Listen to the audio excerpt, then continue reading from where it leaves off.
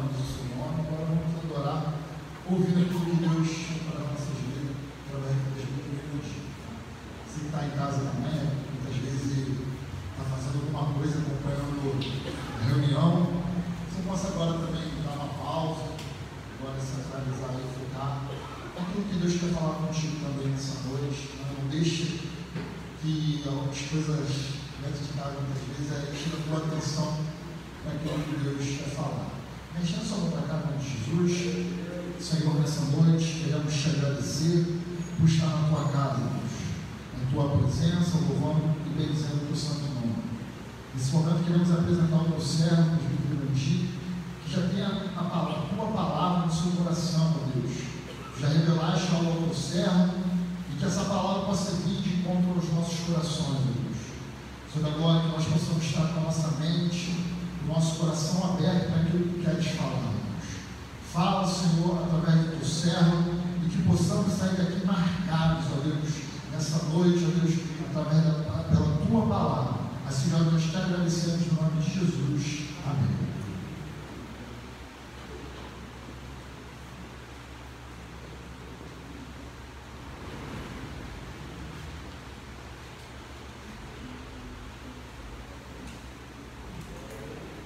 Paz seja Jesus para os irmãos, amém? Amém. Louvado seja Deus.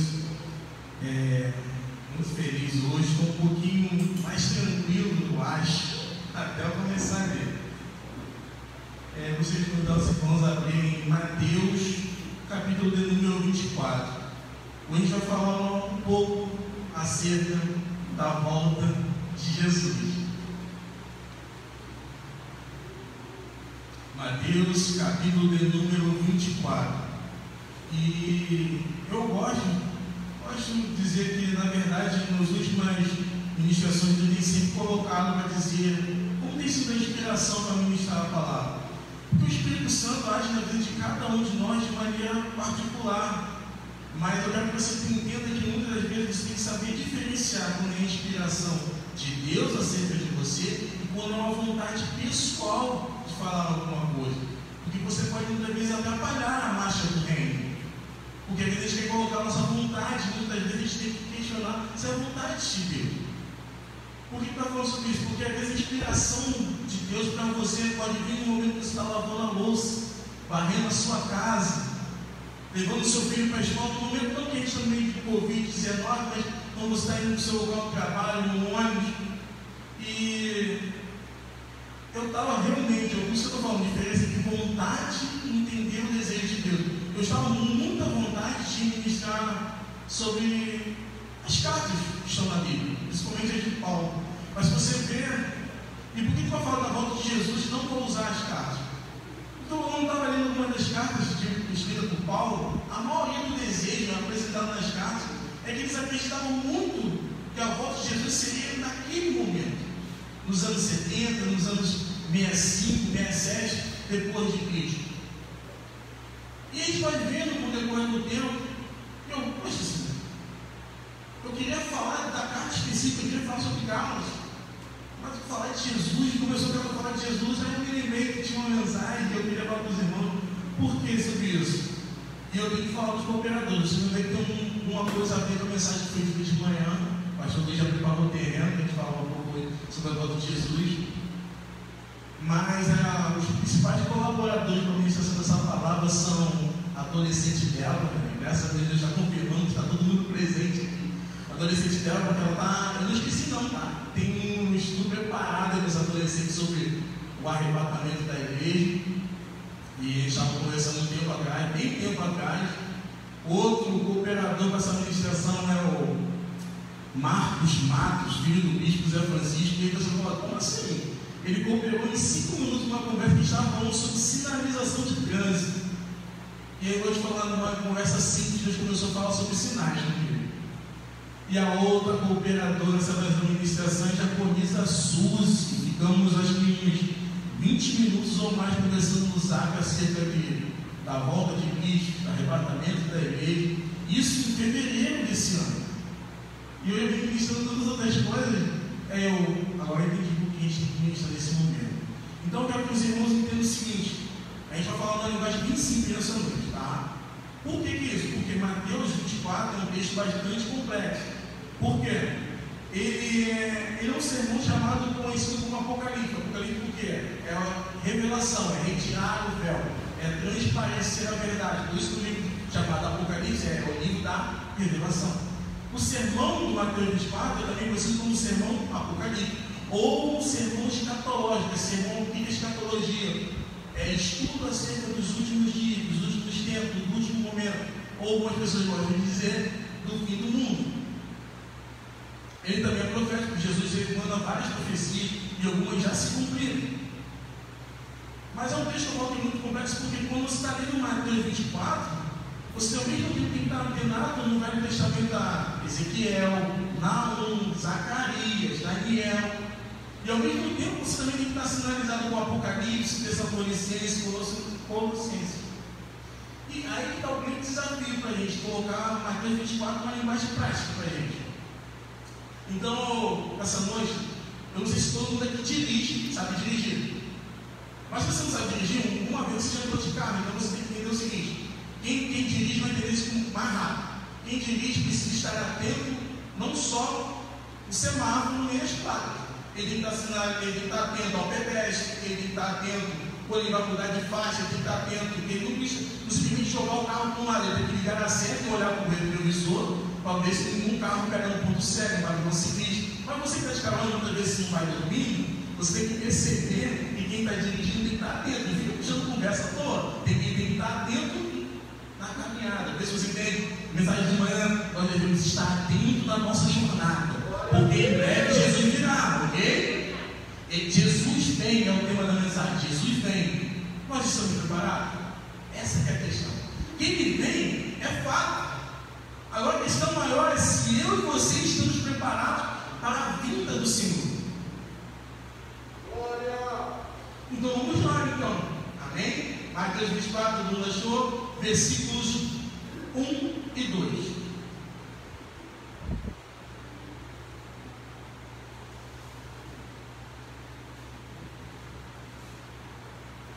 E diz assim: e quando Jesus ia saindo do templo, aproximaram-se dele os seus discípulos para lhe mostrarem a estrutura do templo. Jesus, porém, lhes disse: não vedes tudo isto? Em verdade vos digo que não ficará aqui pedra sobre pedra que não seja derrubada. Vamos lá, vamos tentar entrar no texto junto. Jesus está saindo do templo, então Jesus estava lá dentro, ok? Ele estava lá dentro. Se você voltar alguns atrás, você vai ver que Jesus está discursando no templo. E discurso, o mais conhecido é Mateus 23, que é o discurso puro. Jesus está falando contra a hipocrisia dos líderes religiosos da época. Jesus está ali. Ó, pode se ver, não que eles estão orientando vocês, mas entenda, não há de conformidade com eles não, porque eles falam, mas não praticam. E Jesus vai falando com ele. E Jesus fala só: vai chegar o momento, Jerusalém, que essa casa será assolada.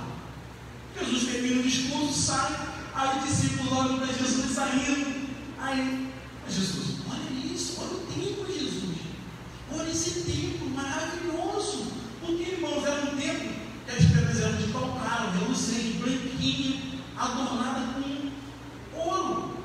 E levou vários quase 30 anos para ser construído. Peraí. Então, quando Jesus ainda não tinha nascido, já estava construindo o templo. Então o templo estava novinho e fora. Jesus, olha esse templo, Jesus. Esse templo é equiparado quase ao templo de Salomão, e parece que vai acabar. Como assim? Não vai ficar pedra sobre pedra.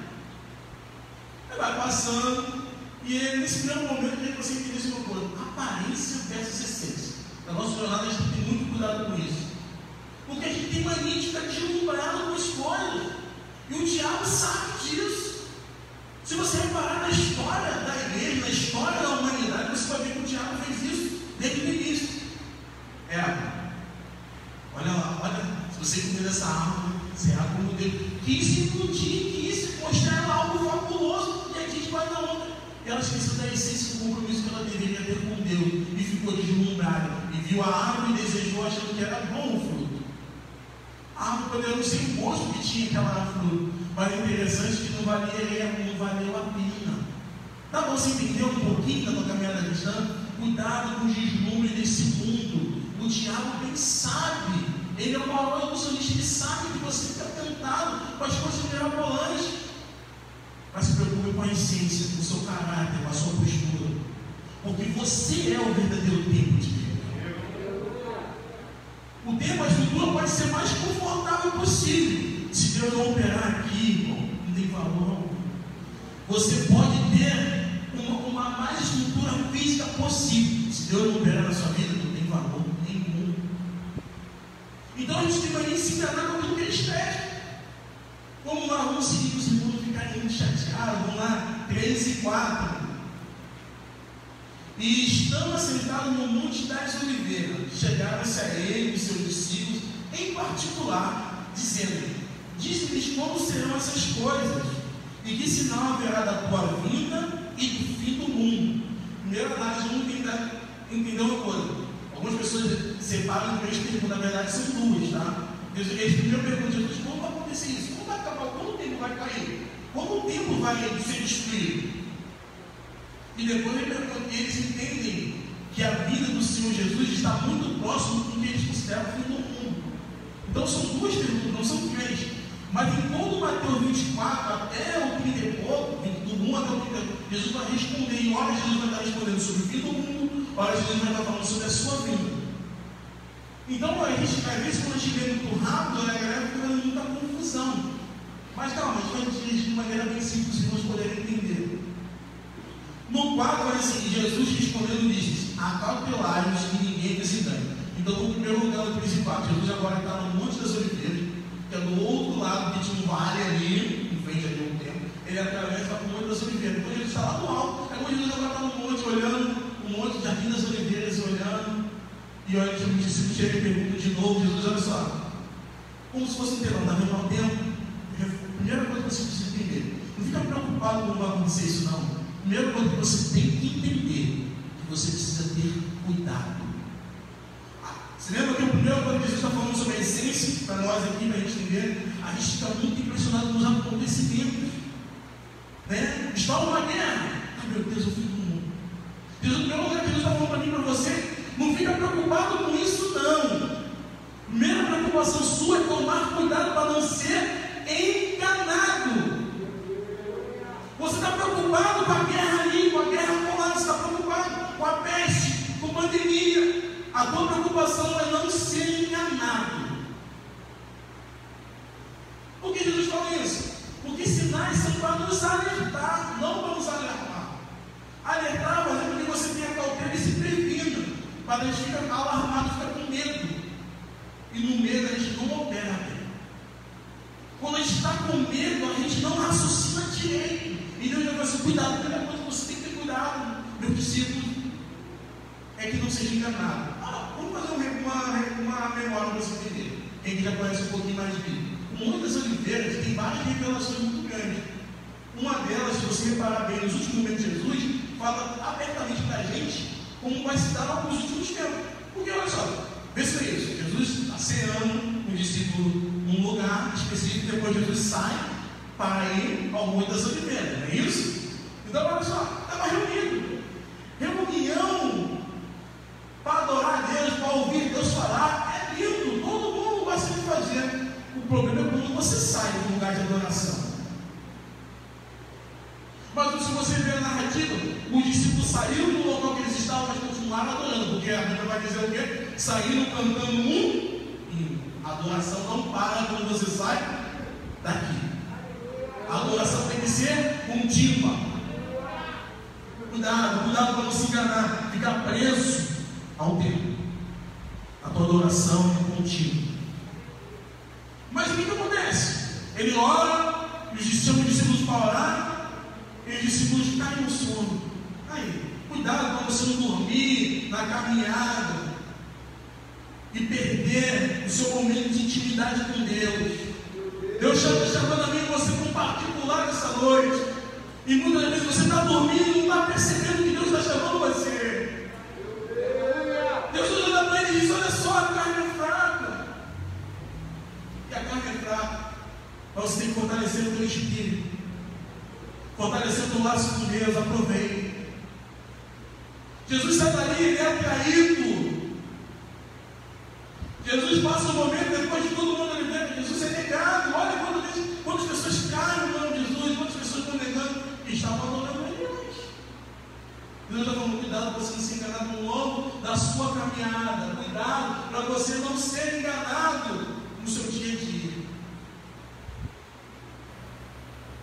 Aí vem o versículo 5 de Mateus 24 que nos diz assim: porque muitos virão em meu nome dizendo, eu sou o Cristo, e enganarão a muitos. Aí eu tenho que fazer uma remissão a um versículo que não está no 24, mas é João. João, sabe o apóstolo João que escreve Apocalipse?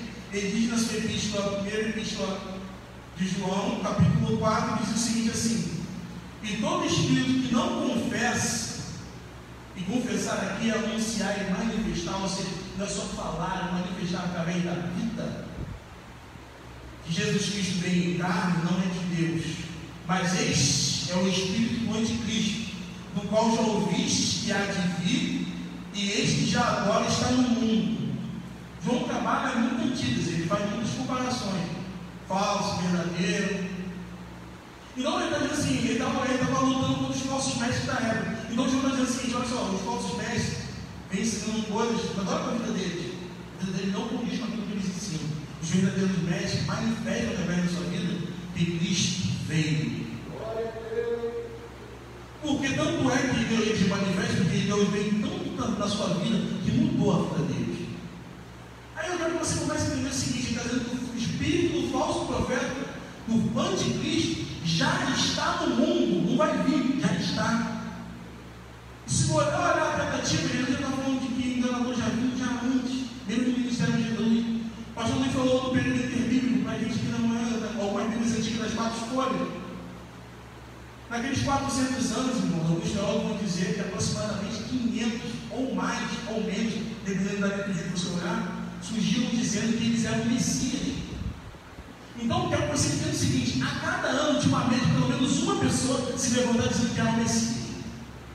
Cada ano, levantar alguém, eu sou o Messias, me adora. Cada ano, antes de Jesus Cristo se manifestar, vinha um por vez. Então, é o seguinte: olha como o diabo está me enganando. E Jesus falou assim: cuidado com isso. Cuidado, eu não estou falando hoje de ser Messias, porque algumas pessoas vão dizer que são Cristo. Eu quero que você entenda, Jesus não fala o termo Messias, ele fala Cristo. Eu falo, mas é a mesma coisa, não, olha só, Cristo quer dizer enviado. Então muitas pessoas estão dizendo hoje, no nosso meio, que são enviados por Deus e não são. Jesus está falando para mim e para você: cuidado com elas. Cuidado porque o espírito do anticristo está no nosso meio. Cuidado com pessoas que estão se dizendo que vêm em nome do Senhor e não são, não fazem parte comigo. Cuidado, porque elas vão te enganar. Verso 6: e ouvireis de guerra e de rumores de guerra. Olhai, não vos assusteis, porque é necessário que isso tudo aconteça, mas ainda não é o fim. A gente olha hoje, isso é engraçado. Quando a gente olha hoje, a gente olha para a história, o mundo de professores historiadores, você olha e você fala assim: ah, mas guerra acontece há muito tempo. Olha só, eu quero que você entenda o seguinte: quando Jesus falou isso, lá atrás, havia o que eles chamam de paz forçada. O Império Romano tinha dominado o mundo conhecido na época. Então ele dizia assim: ó, você é meu rei, vassalo, você é meu governante, você não vai poder entrar em guerra com o teu vizinho. Está tudo em paz, era uma paz forçada, mas era paz. Então quando Jesus fala que vai ter guerra, aproximadamente algumas décadas depois começou a insurreição. O próprio povo judeu se rebelou contra o Império Romano. Aí veio a destruição. Porque Flávio José, a pessoa fala Flávio José, é o nome dele romano. Deixa esse nome dele de judeu, porque ele recebeu esse nome pelo imperador da época. Porque ele era um militante judeu. Ele foi preso. Aí eu lembro, mas por que ele foi morto? Sabe por que ele foi morto? A mão de Deus. Pega alguém que não era cristão, não era convertido ao cristianismo. Pega alguém que era do judaísmo para falar da verdade sobre Cristo. E hoje você tem acesso às verdades sobre o povo hebreu, sobre o povo Cristo. Porque ele vai dizer que ele mostra nos seus escritos que o que Jesus falou é verdade. Porque quando Jesus disse: não vai ficar pedra sobre pedra, quando o Império Romano atacou Jerusalém, o ouro que adornava as paredes, eles incendiavam tão grande o templo, o ouro derreteu e se impregnou na pedra. Aí sabe o que eles fizeram? Vamos saquear. Aí eles começaram a quebrar para tirar o ouro. e não ficou pedra sobre pedra, porque tinha que se cumprir aquilo que Jesus disse. Aí a gente fala assim, mas é doloroso tudo isso. Mas acontece, e é necessário. Então hoje, quando você vê Guerra do Golfo, Primeira Guerra, Segunda Guerra, se você pegar os cristãos dessas épocas, eles vão dizer, meu Deus, é o fim do mundo. Eles vão falar, não, é um sinal. É para você ficar alerta que eu posso vir a qualquer momento. Isso tudo veio. Confrontos de guerras, de armas que são carnais. Tudo você vai ver que as guerras foram incendiadas porque o homem, na sua ganância, no seu ego, disputando o território, disputando o poder de compra, de marcante de mercado, ele assolar e matou muitas pessoas morrendo pela ganância do ser humano, porque o homem não sabe mais se relacionar com o próprio ser humano, com o seu semelhante, e Jesus alertou tudo sobre isso. Vamos então para o versículo 7. Porquanto se levantará nação contra nação, e reino contra reino, e haverá fome, peste, terremoto em vários lugares. E diferentes conflitos ideológicos ocorrem hoje, muitos deles na esfera política.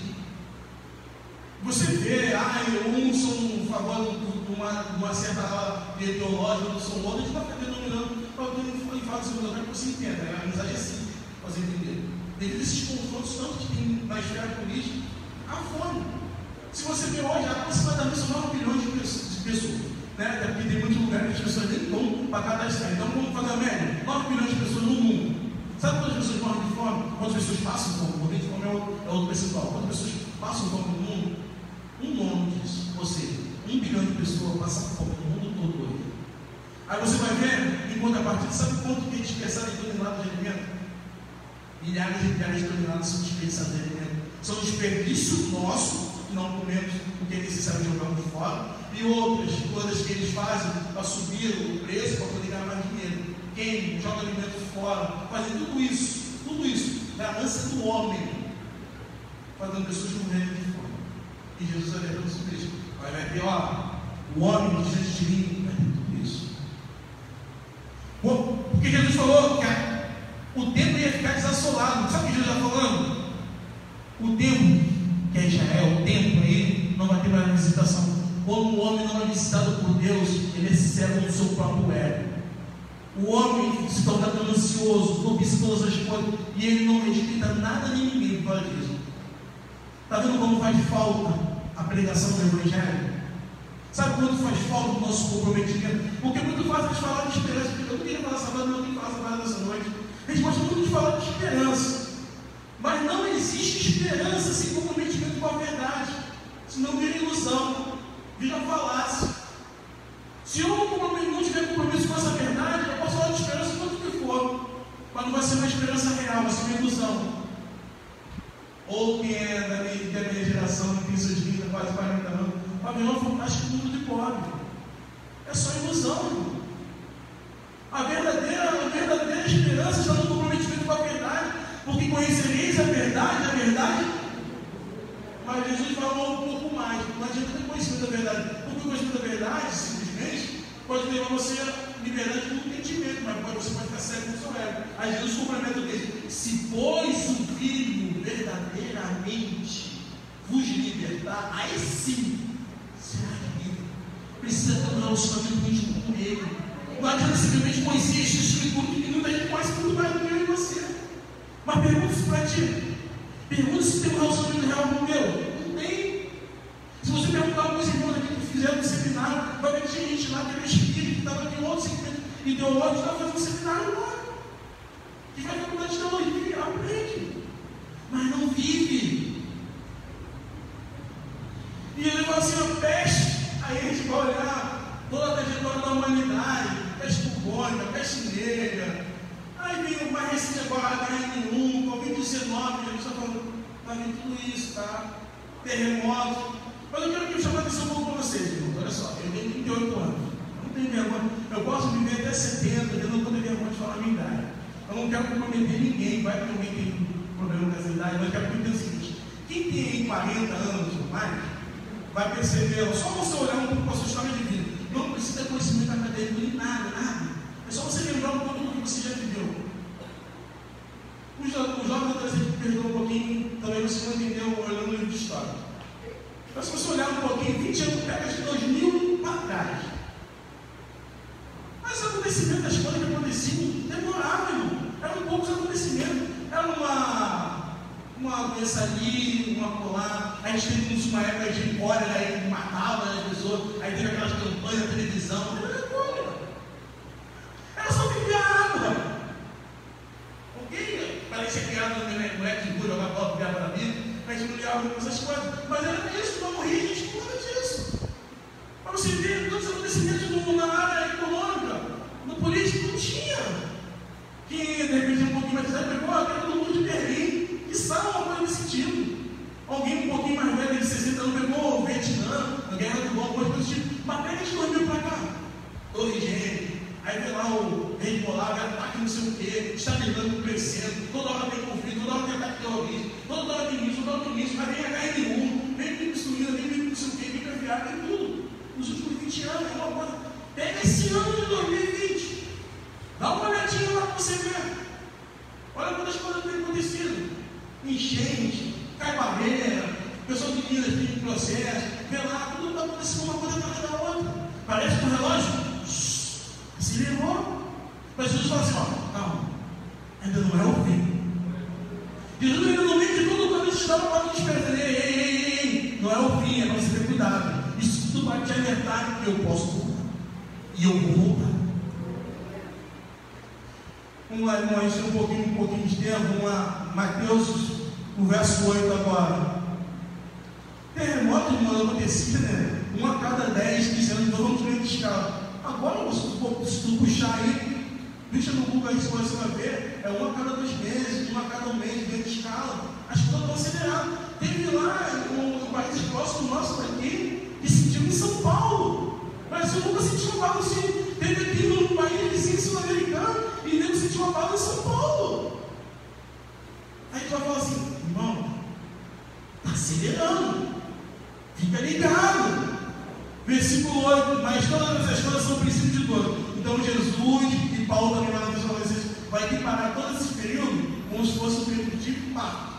Sabe aquela convocação, as mulheres tiveram filho, os pais que acompanharam o processo ali do nascimento do teu filho, daquele momentinho lá, a convocação, não estou morto, vai até lá, vai aumentando o intervalo.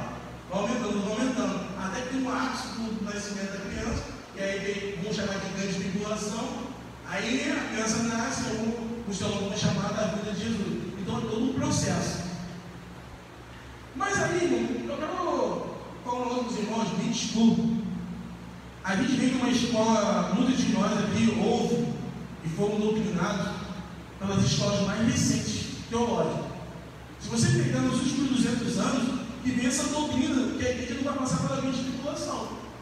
Se você pegar Agostinho de Hipona, pegar todo mundo que do século XVII para trás, não a igreja do primeiro século, tá? Porque a igreja do primeiro século acreditava que Jesus ia voltar no primeiro momento. Ali Paulo diz, Jesus pode voltar agora, eles acreditavam. Mas se você pegar do ano 200 para cá, até 1815, todos eles acreditavam que a igreja podia passar pela grande tribulação. Parece que a gente está dando uma massageada de ego, eu estou aqui questionando o doutrina, eu quero que você entenda o seguinte: o problema, irmão, não é o anticristo. O problema não é a marca da besta. O problema é se você vai estar preparado ou não. Porque Jesus ele pode estar você cada dia, se eu posso morrer agora. Acabar de microfone, eu morrer agora, não é? Você arrebata não. Eu morrer agora. O problema é a questão maior é se eu estou preparado ou não. Essa é a questão. A gente fica debatendo teológico, tal, 4, 5 escolas debatendo sobre arrebatamento da igreja, se é herança, se é coisa durante. Isso não tem valor. O valor real é se você tem compromisso com Deus ou não. Essa que é a questão da diferença. Porque quando Jesus vier, irmão, é alegria só para quem é fiel. Porque quando Jesus vier, ele virá com juízo. Porque ele fala assim, primeiro virá sobre vós, mas ai daqueles que não tem. Porque se o leão vem de qualquer jeito, Jesus veio, não é só ficar ou não ficar, não. Porque aí você fica pensando, aí cria uma nova visão romântica. Não, se ficar, vai ter segunda. Vai ter arriscado. Não se firma esse negócio, não, irmão. Isso é teoria. Não se firma. Se fia hoje no seu compromisso com Deus, hoje. hoje, agora. Porque eu posso dar errado e acontecer tudo isso, ok? Você pode me zoar depois, se lembrar disso. Ele está errado, ela teve tudo isso. Pode sim. E eu vou agradecer que você estava preparado para estar no mesmo lugar que eu. Agora, se não for, se o arrebatamento de Deus for para você agora, está preparado? Se Jesus vier para você agora, está preparado? A missão está preparada em todo momento, em toda jornada. O motorista tem que estar atento, não é só que tira o carro da garagem, não, é todo momento, é todo o percurso ida e volta para casa. Você tem que estar atento na tua jornada de missão em todo o tempo. Porque tem coisa que não está sinalizando. É muito fácil você passar numa via devidamente iluminada, não vai ficar bonito. Se não tiver buraco, quase impossível no Rio de Janeiro não ter buraco nessa estrada. Mas se não tiver isso, vai tranquilo. E como não tem sinalização? Como depende só de você? Como não tem ninguém dizendo para você, olha aí, cuidado aí. Como depende realmente do seu só do seu compromisso com Deus. E Deus, você está atento à voz do Espírito Santo falando para você, não faça isso. Porque vir para a igreja, ouvir alguém falando para você ter cuidado é uma coisa. Eu quero saber se você está tão preparado e consegue ouvir a voz do teu Senhor. Porque as minhas ovelhas, essa é a minha voz, diz o Senhor. E vamos lá, irmão. Verso 9. Então vos há de entregar para seres atormentados, matar coração, e serão odiados de todas as gentes por causa do meu nome. Aí todo mundo assemelha isso, a grande perseguição romana, a grande perseguição do comunismo, que morreram vários crentes. Você faz ideia que hoje há perseguição? Você faz ideia hoje, se você pegar qualquer site desse aí, Portas Abertas, chamado missionário, quantas pessoas estão morrendo hoje pelo nome de Jesus? Irmão, morre um crente em Jesus, perseguido, uma vez a cada 10 minutos. A perseguição é grande. Aí você vem para cá, mas eu estou na América do Sul. Vai lá na Colômbia, pegar. Vai lá. Ah, mas eu estou no Brasil, não tem problema. Irmão, quem está numa escola, num colégio hoje, ensino médio, fundamental, quem está numa faculdade, quem está nesse ambiente de trabalho, a perseguição nossa é ideológica. E vou te falar um negócio, ela machuca muito mais você do que a física. Sabe por quê? Porque quando morre alguém, a gente fala assim, é Marte. Ou se o pastor Alex, o pastor Alex ousou não negar de ser queimado, vale a pena servir esse Deus. Agora, quando você se retrata com a perseguição ideológica, quando alguém começa a debochar da tua fé, quando alguém vai para a rede social pegando qualquer escândalo evangélico, ou de uma pessoa se dizendo ser cristã, e escreve lá no teu rosto, não tem vergonha de expressão, passa-se diante do teu rosto e você se acua de falar do amor de Deus, porque você fica vendo aquilo, não, meu Deus, mais um escândalo, mais outro escândalo, mas é necessário que os escândalos venham, ainda tem que virar de escândalo, mas que para que os fiéis se manifestem, não é para que você que é fiel se atuar. É para você continuar falando do amor de Deus. Mas a perseguição ideológica tem criado barreiras também que você não consegue mais abrir a tua boca no ambiente de trabalho. Porque tem um pseudo-cristão, um falso crente do teu lado, e você não fala para isso. Mas ela tem quem fez no ambiente de trabalho, você se acua de falar do amor de Deus. Falar que alguém está sendo queimado, a gente fala. Estão sendo enforcados, perdendo a cabeça por amor a Cristo. Então, e aí, irmão? Eu e você vamos negar para quem está falando mal? Eu e você vamos deixar o nosso compromisso com Deus, que é promulgar esse evangelho, porque alguém fez um escândalo por aí? Para você pensar um pouco, cuidado para que ninguém te engane. Nesse tempo, muitos serão escandalizados e dar-se-ão uns aos outros, e uns dos outros se aborrecerão, ou seja, se desprezarão. Exatamente o que eu acabei de falar para vocês. Devido aos escândalos, começa um a humilhar o outro. Viu fulano? É igreja. Se você botar lá no Facebook, e no Facebook aí, talvez botar lá um rim falando mal do crente. A questão é, vai ter um compromisso com Deus. Você tem que ter um compromisso com Deus, que as pessoas podem falar de A, B ou C. Mas essa mesma boca que fala mal de A, B ou C, olha para você, não fala de fulano não. Fulano eu vejo que leva a sério.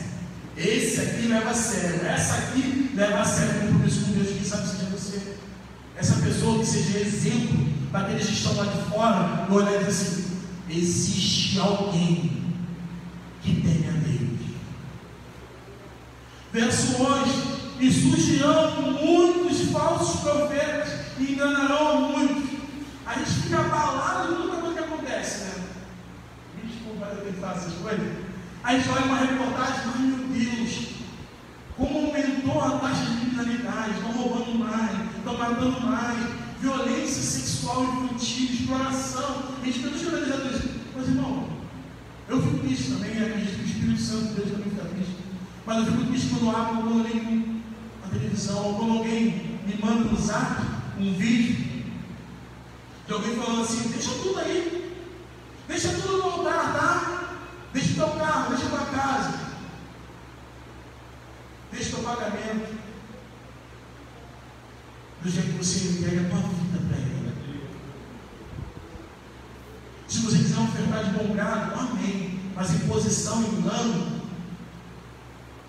Ele está denunciando que surgirão muito falsos profetas. Muita gente está usando, enganando, usando os públicos para enganar as pessoas.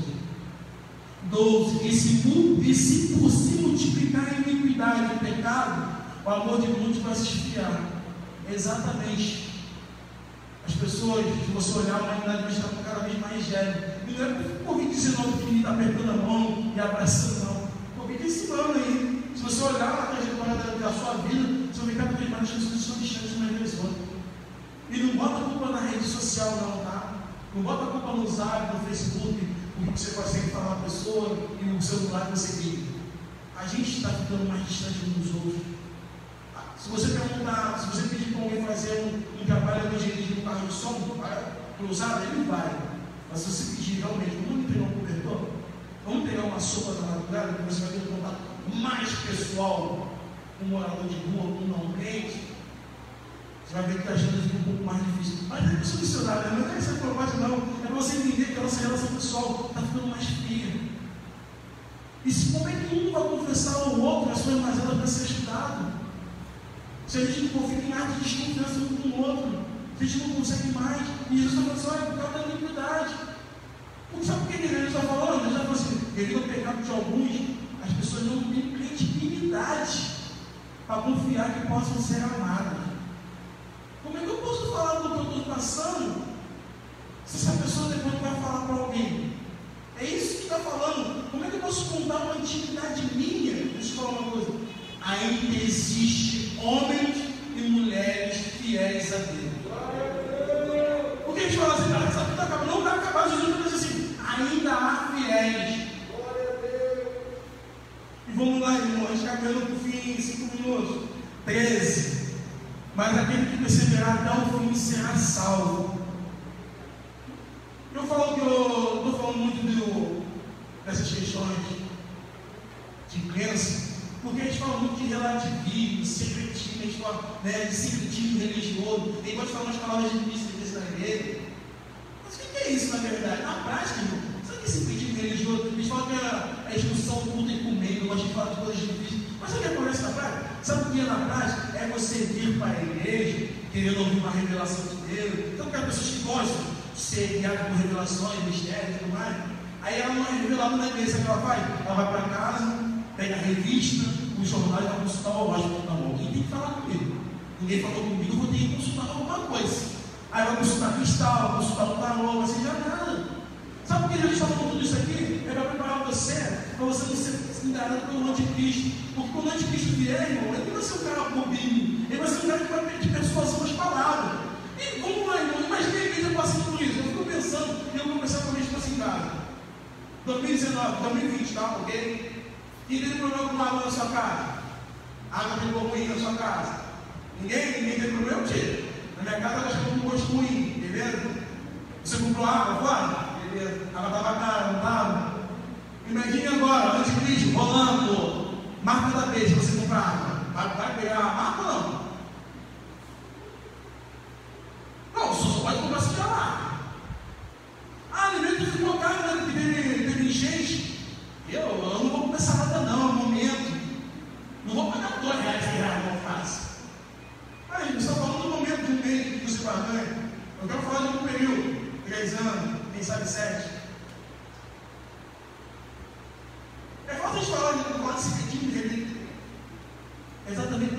compromisso que a gente tem com a verdade, as pessoas começam a relativizar. Porque, olha só, aí criava um aniversário, sabe isso?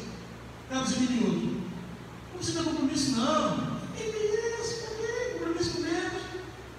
Deus é amor, irmão. Nós não falamos demais, Deus é amor. Outra narrativa diz que ele foi consumidor. Então Deus também vai terminar juízo. Ele te ama. Ele te ama tanto que entregou o seu próprio filho para te salvar. Ele não poupou o próprio filho. Mas deixa eu dizer uma coisa. Não cai nesse engano aí que eu estou dizendo por aí, não. Que Deus é tão amor e quando o Senhor, que ele vai voltar para levar todo mundo. Ele vai chegar um momento, sabe o que eu estou falando? O arrebatamento vai ser assim. Jesus vai vir. Marcos vai fiel, vem Jesus, você é fiel. Aí olhou para ele e disse: ai, né, você não foi tão fiel assim não, mas eu te amo tanto, eu vou te levar assim, fiel até o fim. Não é meia boca não, é fiel. Aí as pessoas começam a relativizar a palavra de Deus para se adequar à vida dela. Elas não querem transformar a sua vida para entrar na palavra. Elas começam a relativizar a mensagem. Ai, Deus é tão amor que Ele vai levar todo mundo. Não é que isso que Deus vai condenar. Deus não condenou ninguém ao inferno, é você, a opção sua. Deus diz assim: é aqui, vem, quer vir? Vem comigo. Ah, eu não quero. É isso aqui. É a opção sua. Não bota a culpa em Deus, não, é sua. Quer ir para o céu? Está aqui o critério. Caminho. Eu sou o caminho, a verdade e a vida. Vem comigo. Ah, eu não quero, é a opção sua. Mas a gente tem essa mania de colocar a culpa dos outros. E vamos lá encerrar, irmão. No versículo 1 a gente falou aqui de lideranças descompromissadas com Deus. 12, convivência com Ele nos impede de mostrar a Deus. É por isso que o amor de Deus tem se esfriado. A gente começa a acostumar com o pecado. 13, esperança para os fiéis. Mas aquele que perseverar até o fim, não, pela metade, até o fim, este será salvo. Compromisso até o fim. Ah, eu levantei, vai dizer tá bom. Não, é até o fim. Não relativize o compromisso com Deus. Lembra atrás que você é uma multidão, uma grande nuvem de testemunhos querendo saber como é que é o relacionamento com Deus, não saber através de você. Imagine você, hoje eu estou bem descompromissado, hoje eu vou levar a minha boca. Já perdeu alguém. Eu chamo você para ser atalaia. Não foi dito isso, não é? Lembra que Ezequiel, uma das narrativas que a gente não vai ler, quando ele fala de atalaia, ele fala assim: atalaia, o vigia, estão com você. Se eu falar para o perdido que ele vai morrer naquele dia, mas se você falar para ele que tem uma outra saída, e ele aceitar essa nova saída, eu vou transformar a vida dele. Mas se eu falar para você falar para o perdido, pode mudar de vida, e você se calar, se você não se comprometer com essa verdade, e a palavra de vida e de esperança, boas novas que é o Evangelho, não chegar até ele morrer naquela situação, este sangue vai ser cobrado de você. Aí você pode parafrasear, já que o sangue era aquela pessoa, vida por vida, eu aprendi muito mais que o sangue de Cristo, que foi derramado também por ele, e você negou o sacrifício de Cristo, e se alcançado pelaquela vida. Está vendo muito que o compromisso de Deus envolve muito mais a salvação individual. Isso é um meio de relativizar a pregação do Evangelho. A salvação individual, porque a decisão pessoal, sim, pelo compromisso do todo. Nós somos um corpo bem ajustado. Se não for bem ajustado, não tem salvação. Quando o povo alinhado será bem ajustado, a narrativa vai dizer: e é devido ao testemunho destes, o Senhor acrescentava a cada dia aqueles que haviam de ser salvos. O seu compromisso com Deus, com a igreja, dá testemunho de salvação para quem está perdido. E vamos encerrar no 14. E este Evangelho do Reino será pregado em todo o mundo, em testemunho a toda a gente, então virá o fim. E eu tenho amigos missionários e tudo mais, né? As pessoas falam entre dialetos e línguas conhecidas, chegam a quase 6 mil línguas. Eu não vou entrar nesse mérito, não. Mas não tem a globalização que está aí, né? Tem línguas perdidas ainda a ser alcançadas. Mas, cá para nós, vamos explicar um pouquinho mais esse compromisso. Nós sabemos que Deus está falando da Bíblia se traduzida para todos os idiomas? Fala mesmo. Será que é para alcançar alguém lá no Ribeirão, lá no Chicoquinho? Porque é até natural da testemunha da existência de Deus. Sabe o que Deus está falando? Da autenticidade do Evangelho. Porque pregação tem um monte por aí. Você abre em rede social, plataforma, mídia, filme, e tem de tudo por aí. Mas Deus está falando da grande diferença. Este Evangelho. Porque Paulo vai falar que se for apresentado outro Evangelho, ele está falando do Evangelho de Cristo, a cor nova de Cristo. As cores novas só podem ser as de Cristo, porque o resto é massagem de ego nossa. É do homem. É o Evangelho dos cristãos, dos crentes. Porque o Evangelho de Cristo, esse salva, esse cura, esse liberta. O Evangelho que é para ganhar dinheiro não salva ninguém. Pode te dar até um status social. Se você acreditar naquilo ali, é uma plataforma. É metodologia. Se você acreditar, você vai até ficar rico, dar testemunho lá. Mas ser salvo é só o Evangelho de Cristo. Transformação normal, física, cultural, alcançar ganhar diploma. Quiser ir a ele, vai conseguir. Vai mudar o estado de pobre para classe média rica, o que for que você queira. Mas ser salvo, só o Evangelho de Cristo.